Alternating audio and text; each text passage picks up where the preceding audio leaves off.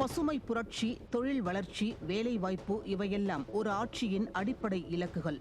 மக்கள் நலனுக்கு வேலை செய்ய வேண்டும் என்ற அரசின் பொறுப்பை மறந்து ஸ்டாலினின் ஃபெயிலியர் மாடல் அரசு இன்று பூர்வீக நாய்களை இனப்பெருக்கம் செய்து அதை ஆன்லைனில் விற்பனை செய்யும் அரசாக மாறிவிட்டது.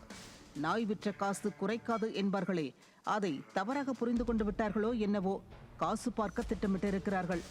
தொழில் நிறுவனங்களை ஊக்குவித்து வருமானத்தை அதிகரிப்பார்கள் என்று பார்த்தால் நாய் விற்பனைக்கு ஆன்லைன் வெப்சைட் தொடங்க திட்டமிடுகிறார்கள். தான் என்ன சொன்னாலும் தமிழ்நாட்டு மக்கள் ஏற்றுக்கொள்வார்கள் என்று ஸ்டாலின் நினைக்கிறாரோ?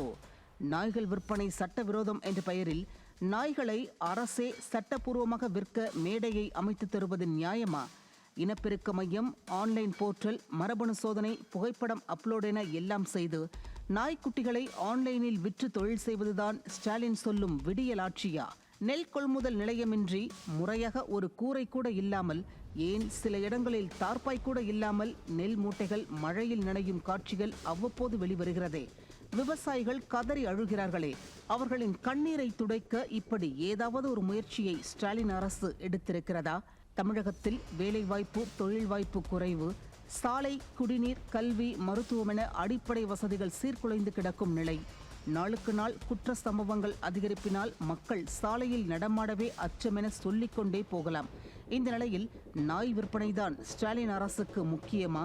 இது மக்கள் நலனுக்காக இருக்கும் ஆட்சியா அல்லது நாய் வளர்ப்புக்காக இருக்கும் ஆட்சியா என மக்கள் கேள்வி எழுப்புகின்றனர். தனியார் தளங்களில் நாய்கள் விற்பனை சட்டவிரோதமாக இருக்கலாம். ஆனால் அதற்கு பதிலாக அரசு இணையதளத்தில் குட்டிகளை பட்டியலிட்டு விற்கும் திட்டம் என்பது இந்த அரசின் அவல நிலையை வெளிப்படுத்துகிறது.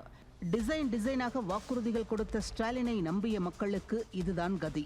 ஃபெயிலியர் மாடல் அரசு இப்போது பிராணி வியாபார அரசாக மாறியிருக்கிறது.